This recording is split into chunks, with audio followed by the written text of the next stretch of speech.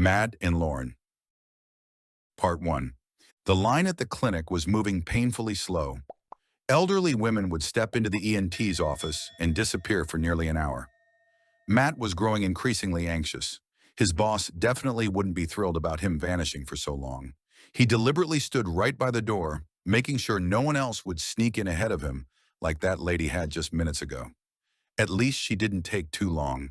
Finally, his name was called. The nurse glanced at him and smiled slightly as she started filling out his chart. Meanwhile, the young doctor, thin, with a simple ponytail and no makeup, looked at him with a faint, knowing smile. "Well, what is it this time, Mr. Walker?" "My ear." "Something's wrong," Matt mumbled as he sat down. "All right, let's take a look." Dr. Mason, dressed in a crisp white coat, stepped closer. Suddenly, Matt hesitated. Which ear was he supposed to show her? The right or the left? In reality, nothing was wrong with him, and she knew it perfectly well. This was the third time he'd come in this week, all because Dr. Lauren Mason had stubbornly refused to go out for coffee with him or even let him walk her home. But Matt was persistent. Dr. Mason, Lauren, as he'd long since started calling her in his thoughts, had taken up residence in his mind. So he kept coming to the clinic, waiting in long lines just for a few minutes with her. And in the evenings, he'd stand near the exit, hoping to catch her as she left. Lauren would notice him, arch her brow, press her lips together in mild frustration, and disappear into the crowd before he could even offer to walk her to her car. "Your ear is perfectly fine, Mr. Walker," Dr. Mason said at last. "You're very persistent. All right, I'll have coffee with you after work, but only because you're wasting my time, and the time of real patients who actually need help." Matt's face lit up. "I promise I'll never take someone else's spot again," he said, jumping to his feet. "I'll be waiting for you by the exit, like always, 6 o'clock. Dr. Mason left the clinic at 6:15. When she saw the tall figure of Matt standing by the doors, she couldn't help but smile just a little. A good guy, probably, just doesn't quite get it. Tonight I'll open his eyes, she thought. "Where are we going, Matt?" she asked calmly as they stepped onto the sidewalk. Matt casually offered his elbow, inviting her to take his arm. Lauren hesitated but eventually did, and they strolled slowly down the street. "I know a great place," Matt said. "I eat there all the time. The food's fantastic, and the coffee's even better." He wasn't lying. The cafe really was good. Lauren ordered a big plate of pasta and a vegetable salad. She ate with visible enjoyment, savoring every bite. Matt watched her with mild amusement, and she just laughed. "Yes, Matt, I eat a lot. And no matter what I eat, I never gain weight." "Well, that's lucky for you, Lauren," he said, calling her by name for the first time. Matt decided it was time to take things a step further. Carefully, he reached for her hand. Lauren didn't pull away. She simply looked at him with a soft smile. "Matt, how old are you?" she asked suddenly. 23. "Why?" "Oh, nothing. That's a great age. But there's one little detail. You're trying to woo a much older woman." She smiled. "I'm 43. Lauren expected him to flinch, to pull his hand away immediately, but he didn't. Matt didn't even move, though it was obvious he was shocked. He blinked a few times, struggling to hide his surprise. He'd been coming to the clinic for weeks, unable to get Dr. Mason out of his head. He'd guessed she was older, maybe 5, maybe 10 years at most. But 20? It didn't compute.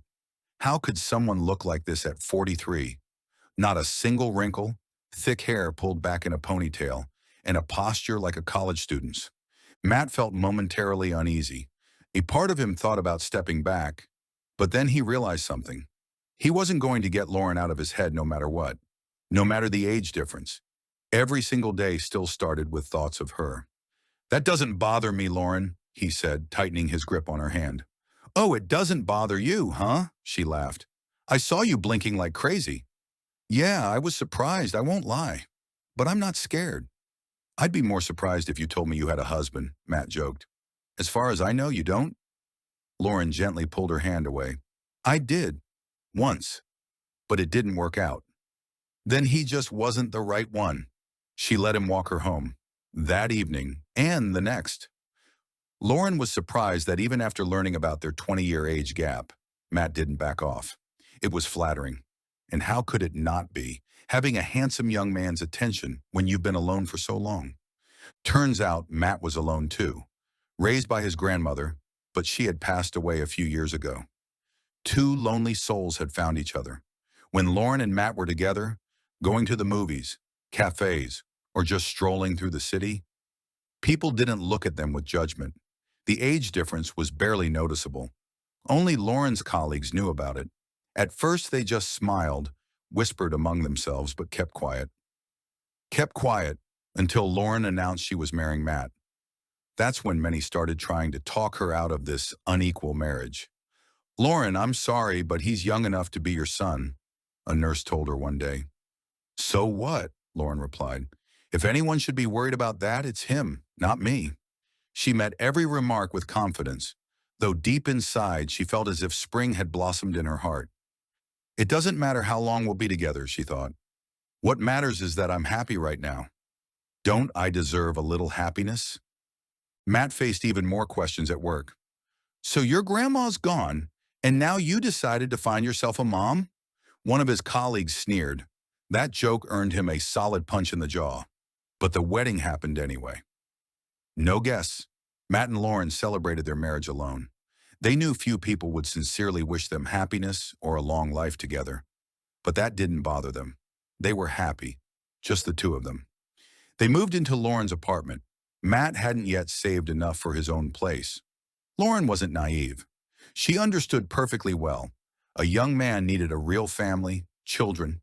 It hurt her every time someone mistook them for mother and son. She tried to ignore it, but each time it happened, it weighed heavily on her heart.